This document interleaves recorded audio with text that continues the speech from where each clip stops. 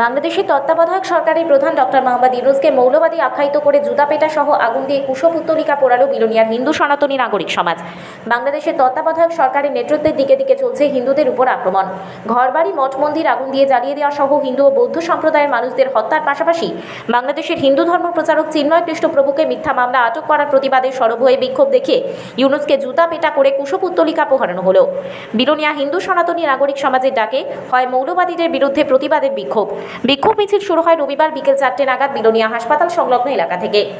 হিন্দু সনাতনী সমাজের নাগরিকরাই বিক্ষোভে সামিল হয়ে আওয়াজ উঠে, বাংলাদেশের সংখ্যালঘু সম্প্রদায়ের উপর আক্রমণ মানছি না, অবিলম্বে হিন্দুদের উপর ও হিন্দু মন্দিরের উপর আক্রমণ বন্ধ সহ চিন্ময় প্রভুকে বিনা শর্তে মুক্তি দেওয়া হোক, নতুবা হিন্দু সনাতনীরা অন্য পথ বেছে নেবে বলে হুঁশিয়ারি দেন বিক্ষোভ মিছিল থেকে।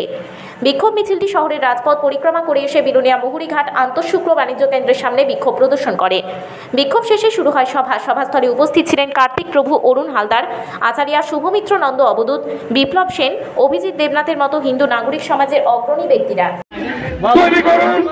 এক একজন কট্টর সনাতনী দশটি জিহাদিকে খুন করবে সেই মানসিকতা তৈরি করুন ঘরে ঘরে। আগামী দিনে ভারতবর্ষের প্রতি গলিয়ে গলিয়ে চলছে সেই কার্যক্রম। আমরা মনে করি ধর্ম রক্ষা হেতু যদি কাউকে খুন করা হয় তা পাপের নয়।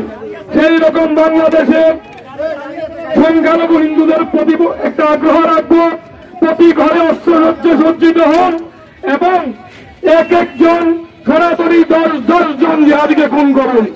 সুদীর্ঘ পুরাতন যে ওয়াকফ বোর্ড, সেখানে আজকে 9 লক্ষ উপরে কোটির উপরে তাদের যে একর সম্পত্তি আজকে ওয়াকফ বোর্ড নিয়েছে, সে ওয়াকফ বোর্ডকে অবিলম্বে ভারত সরকার যাতে বাতিল ঘোষণা করে।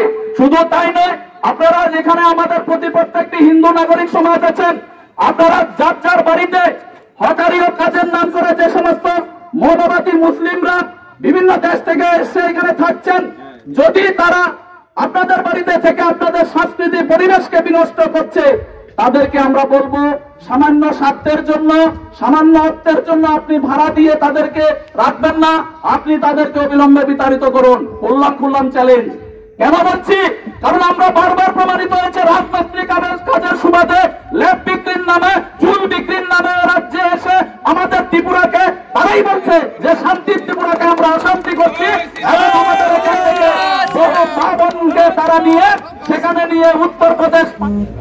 এই মৌলবাদী তার নেতৃত্বে যে সরকারটা চলেছে সম্পূর্ণ হিন্দু বিরোধী এবং বুদ্ধ বিরোধী, খ্রিস্টান বিরোধী, মানে এই সংখ্যালঘু বিরোধী সরকারটা চলছে। এবং আমরা আশ্চর্যের একটা বিষয় হচ্ছে, দেশ যার উপরে ভরসা রাখে এবং দেশের সার্বভৌমত্ব রক্ষার দায়িত্ব যাদের উপরে থাকে, বাংলাদেশের সেনাবাহিনী, ওরা আজকে তাদের সেনাবাহিনীর পোশাক আড়ালে রেখে মৌলবাদীর পোশাকে হিন্দু নিধনের কাজ চালাচ্ছে। সে